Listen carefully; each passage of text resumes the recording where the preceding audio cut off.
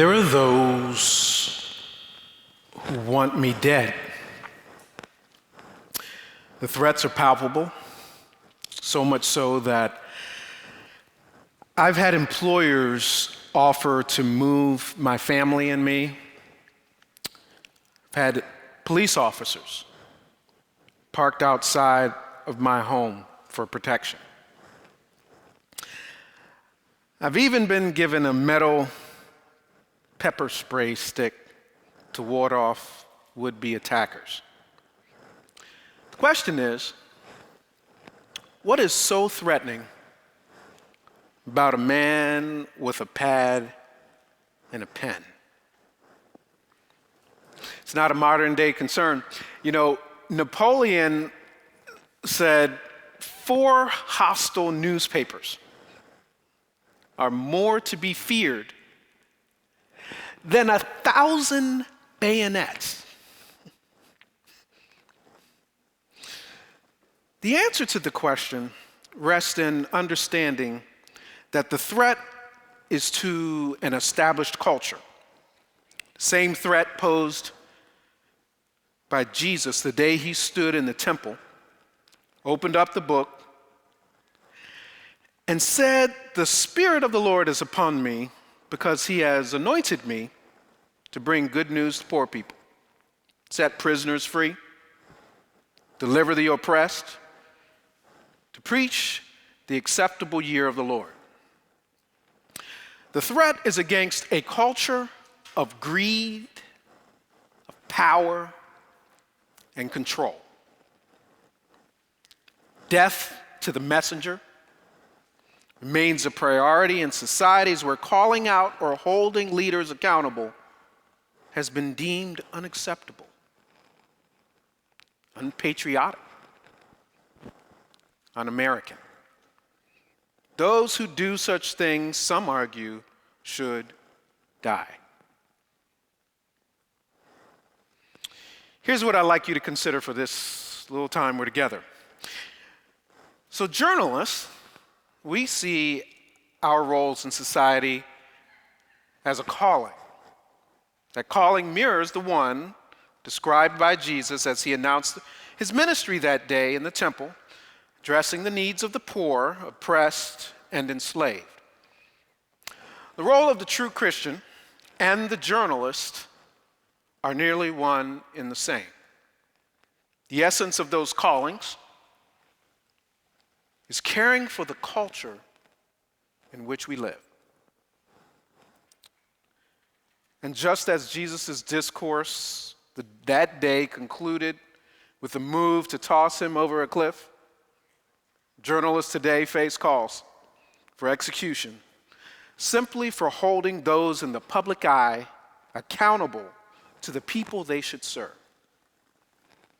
So here's my story. I spent most of my journalism career at the Baltimore Sun in what is known as Charm City, home of the Wire TV series with its tales of drugs and politics and murder.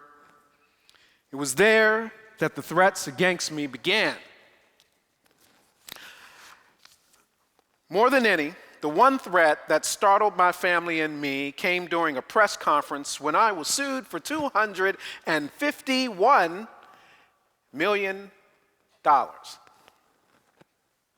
The lawsuit was over a story I'd written with my colleague Wally Roach.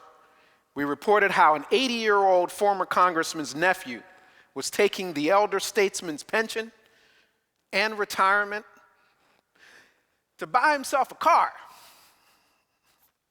run a seedy bar with New York drug dealers. And he wasn't paying the congressman's bills. He was facing eviction from his nursing home. Now, this was an iconic congressman, not just your run-of-the-mill congressperson. His name was Penn Mitchell. He grew up in the same neighborhood that the late Supreme Court Justice Thurgood Marshall did. And Penn Mitchell's brother, Clarence Mitchell Jr., was dubbed the 101st U.S. Senator, and he helped craft the civil rights legislation that President Lyndon Johnson signed into law.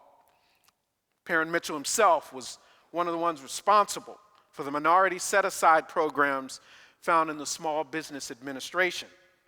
And he was facing eviction from the care facility where he lived, all while he was enduring the pains of strokes and dementia. So, on TV news, as the lawsuit over trespassing, infliction of emotional distress filed, another family member blurted out about how these punks had entered the congressman's nursing home, and they would deal with these punks the way Druid Hill deals with them. Now, I was thinking, there's Drew Hill, so maybe they were going to sing? My wife was not entertained as she saw the news report of the threat against these punks. But on one hand, I felt like the safest person in the world, because if anything did happen to me, it gave the authorities somewhere to look. On the other hand, fear was, in their looking, it might be too late. By the time the next threat came, I had developed a stronger resolve, but I was no less unsettled. I was reporting a series of stories about a multi-million-dollar scam. It was being run by a woman who managed to rip off the likes of Ashley Furniture, Tire Kingdom, auto dealers, and others. Victims also included unwitting consumers who were just trying to find a deal. It was a gas card scam, and instead of fulfilling the promise of millions in gas vouchers, Crystal Clark bought herself a car. I'm not sure what it is about buying cars when you're allegedly taking people's money, but she also took trips to Las Vegas, and she shopped at Victoria's Secret. When the story ran, I got a message left on my voicemail. Startling message. Started with the N-word, and he said, "You better watch your back." So shaken, I renewed a question I had asked myself many times. Why am I in this business? God, why am I in this business? That was when the head of security gave me some options. He opened up a drawer, sort of like a scene out of a spy movie, and he offered me some pepper sprays. One was your garden variety spray. There were the keychain sprays. And then there was the metal rod with the spray button at the end. He said, "You can spray them and then hit them in the head with this one." I was like, yeah, I like that one. Now, truthfully, no one is perfect. And if I held virtually anyone under the microscope that I have held those I've written about, not many would come out unscathed. But for the grace of God, those stories would be any of us. And so at times, I felt like a hired assassin. My stories had led to indictments, forced people out of their jobs, and cost politicians their careers. And having grown up in the church, I carried sometimes a sense of guilt about exposing people instead of simply bringing them to Christ. So I was always wrestling with this conflict between involvement in ministry, whether helping to plant churches. Wife and I served as youth pastors at one point in time, or starting a nonprofit that we created called The Power of Song Incorporated. Some of this seemed in conflict as a journalist with grace. I practically begged God at points to get me out of journalism. For the good part of 15 years, I did so. And the more I pleaded, it seemed the further in I went. And the deeper the journey, the more I realized that what I was doing as a reporter is ministry. It was actually culture care. Someone has to stand against those who abuse, oppress, and con others. And here's the thing. So one of my favorite movies is John Wick. And especially the first one in the series, and then they repeat it at some points in the latter ones, and talk about, he killed a guy with a pencil.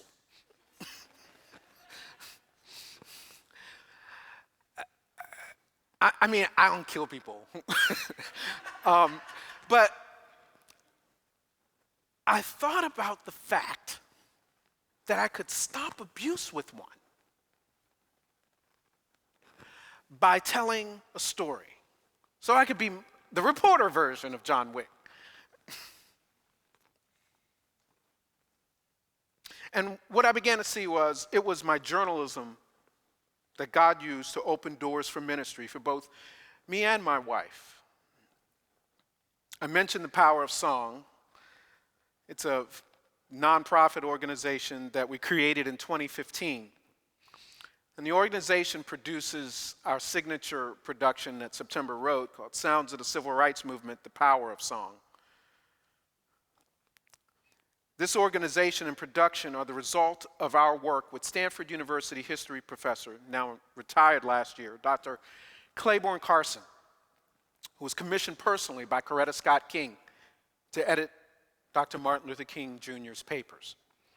Because I was still a reporter in 2004, I qualified for one of the 3 major journalism fellowships for mid-career journalists. And I was sharing earlier today, they're at the University of Michigan and Stanford and Harvard University. I was prodded by an editor of mine named Diane Fancher to apply for all 3. And with my study plan focusing on African American entrepreneurship, I noted in my application at Stanford that I wanted to work with Claiborne Carson. Landed there in 2005, and when I got there, and the fellowship said, go talk to Dr. Carson. He's a friend of the fellowships. He'll be glad to work with you. I sit down, and Dr. Carson says, are you here by yourself? I said, no, I'm here with my wife and kids. Oh, what does your wife do? Well, she's a singer and a songwriter. Does she act? Well, she's done some theater. I said, well, I've got this play. Tell her to come. Now, guys, here's a fair warning. So we had just gotten there. Our daughter was going into first grade, and we had our 2 sons in preschool. And my wife is like, we just got here, and I've got to put the kids in school. I'm like, but this is the guy I'm going to be working with for the year. I think it might be a good idea that you go. And she's looking at me like, with that stink eye.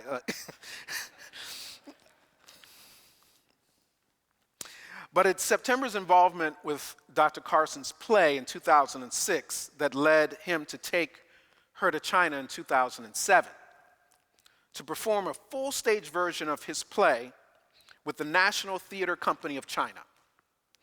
It was the first time in China history that African Americans and Chinese actors performed together on a stage in China.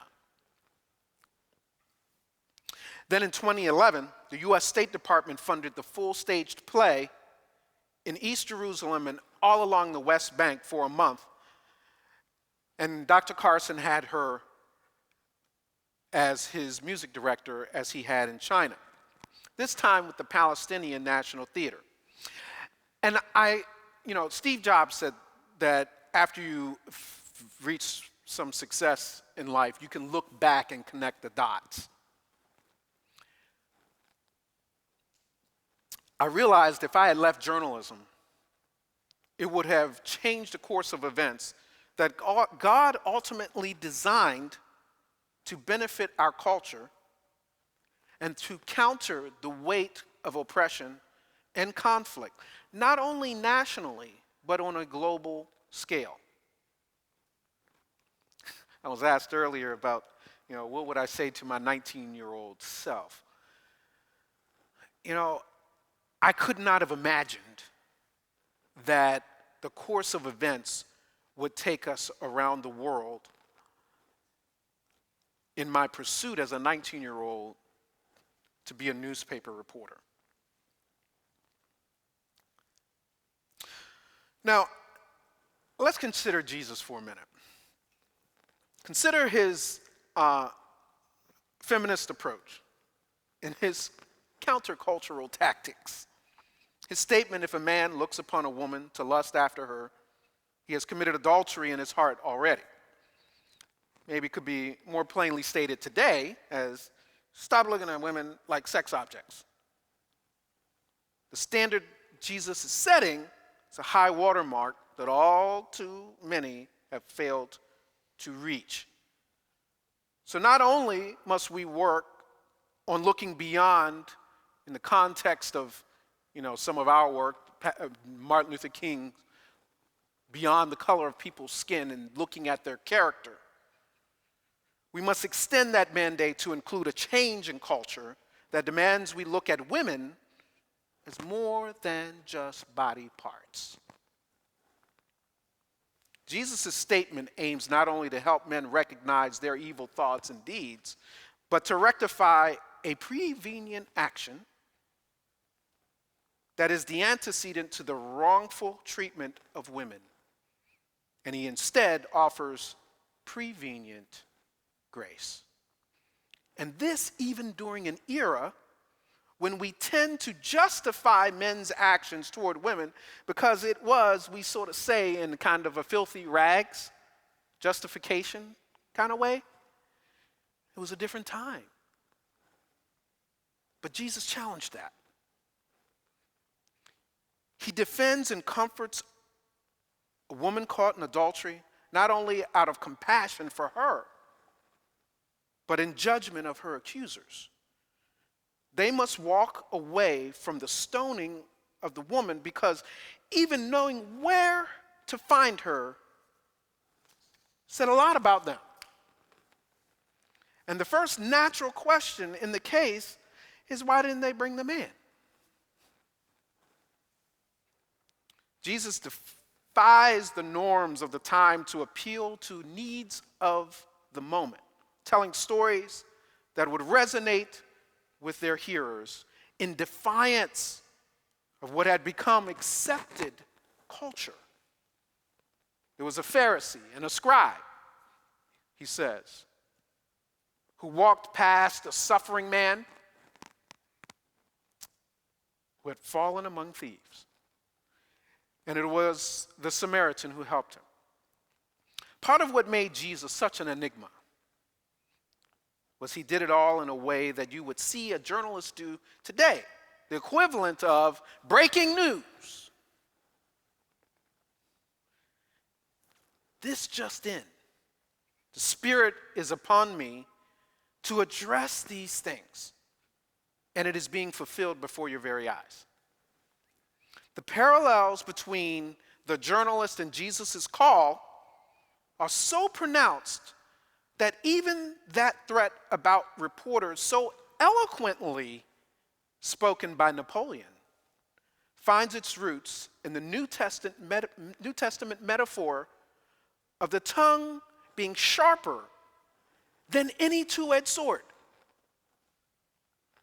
Remember, 4 hostile newspapers, more to be feared than 1,000 bayonets. Sticks and stones, we say, may break my bones, but words will never hurt me is a cliche steeped in alternative facts. The existential truth is words can prompt adrenaline rushes, cause hairs to stand on end, and such power that a hearer either meets them in battle or a foot race.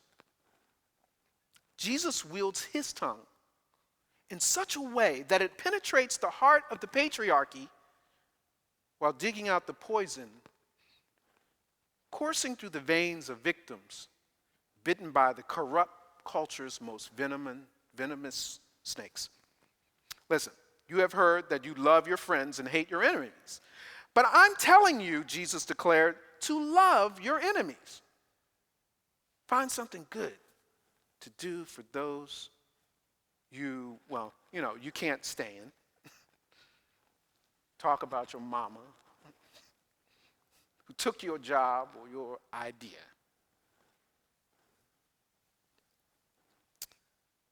And how did people respond to Jesus? Give us Barabbas. Crucify Jesus. What he is proclaiming is blasphemy, or some might say, fake news. And to what we deem fake news, we cry out, kill the messengers, whether they be newspaper reporters or the Son of God. Now, journalists are human and thus aren't perfect. It would be unreasonable to expect the general public to know and understand all the ethics and standards that professional journalists follow. But I'll try to make a couple of them clear. So I mentioned, I got sued for $251 million. That was fun.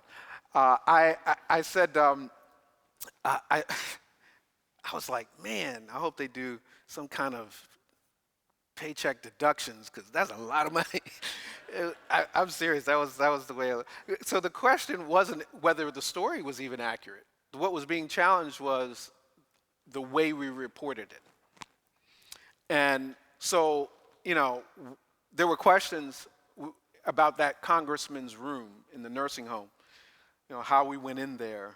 But the truth was, and it's great and liberating to be able to say today, because before that lawsuit was dismissed more than once, and they appealed and dismissed and all that, and all the jokes. Well, you shouldn't have dressed up like a nurse to go in there. It was like, no, we didn't do that. There actually was a nurse in there. We identified ourselves. But we followed a standard because we identified who we were to the congressman. Made it clear. We were having a conversation. He said, well, what do you all cover? So that's a standard we have for ourselves. But there's also case law. New York Times versus Sullivan is the bedrock case law and all about truth. We often hear, I'm going to sue you for libel. So what does that mean? Well, the standards for a successful, anybody can sue. You might get in trouble if it's a frivolous lawsuit, but anybody can file one. So the fact that I'm going to sue you doesn't necessarily, in and of itself, mean anything. Or even if they sue you for $251 million. The first thing is it true? The core element of a successful lawsuit or defense against a lawsuit regarding libel is truth. That's the core one. Now, there's other stuff. There are different kinds of victims. There's a public figure, and then there is someone who is just a private citizen. And we can disparage a private citizen even with some truth. But in general, these stories that we do typically focus on people who are public figures. So is it true? If not, was there a reckless disregard for the truth? Did you go out of your way to publish something that you know was not true? That's a really high bar. And if you didn't know that it wasn't true, did you correct it? So there's a remedy for making a mistake. And when you're looking at all of these pieces, there's one really critical thing that gets focused on. Was it true? Some people ask me, well, how can you be a journalist and a Christian? And again, I didn't mention this when I was asked the question about what would you say to your 19-year-old self, but it was a little bit beyond when I was 19. When I read someone else's response to that question, he said, how could I not be when the requisite element of being a journalist is to tell the truth?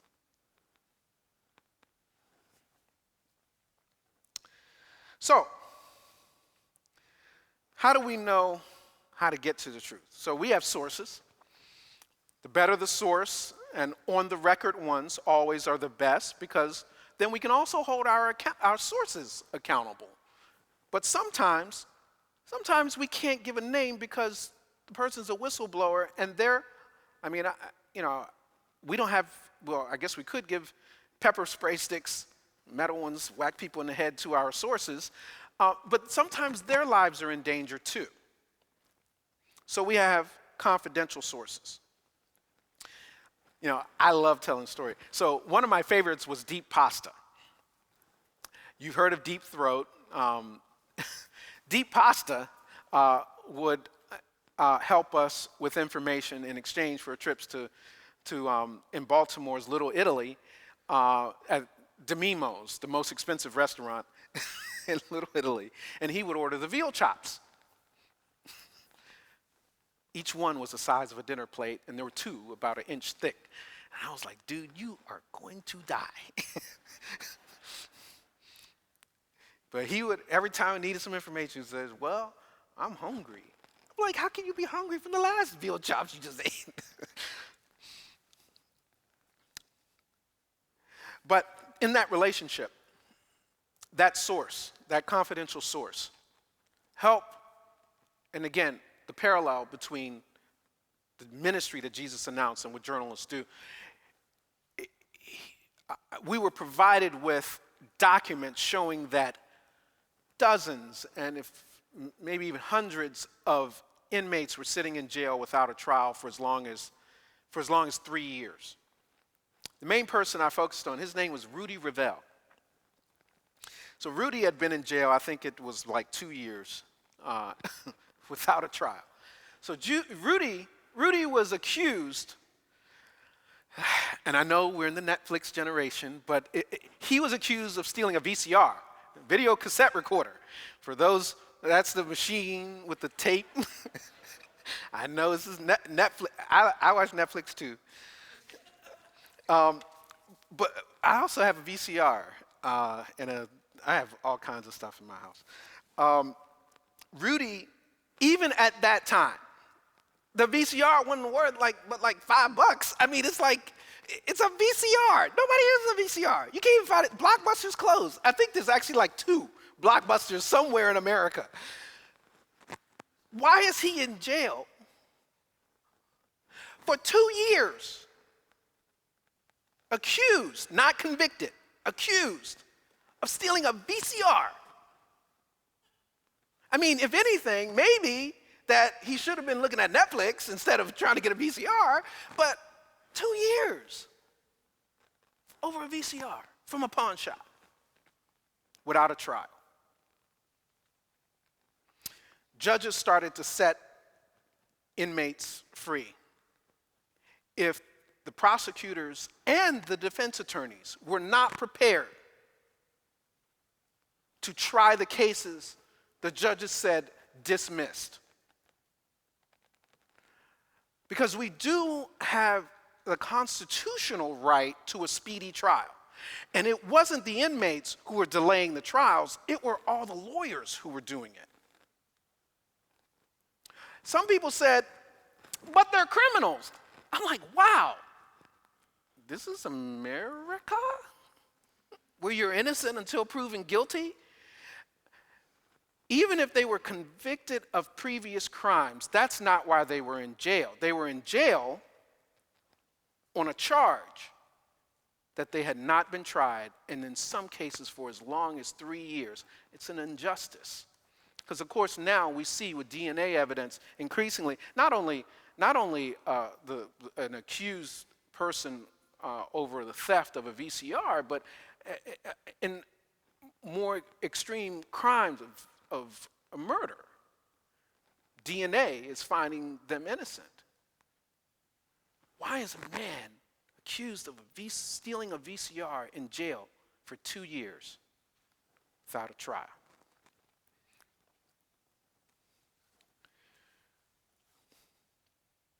So here's another example of the accountability that journalists have.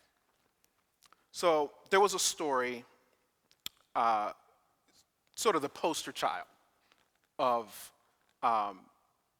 bad journalism. Then reporter Janet Cook of the Washington Post, she wrote a story about it was an 8-year-old heroin addict that was proven to be false, because when she won the Pulitzer Prize, but when they went to try, people trying to help that 8-year-old, it was discovered that the story was fabricated. She was stripped of the Pulitzer Prize, and her career was finished. So there's accountability, both internally, there's case law, and the reality is that the goal of journalists, because it is seen as a calling, is about truth. So, what does this all mean?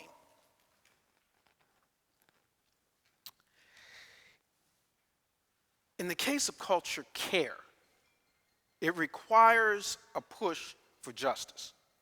Perhaps stated best by Amos, let justice roll on like a river,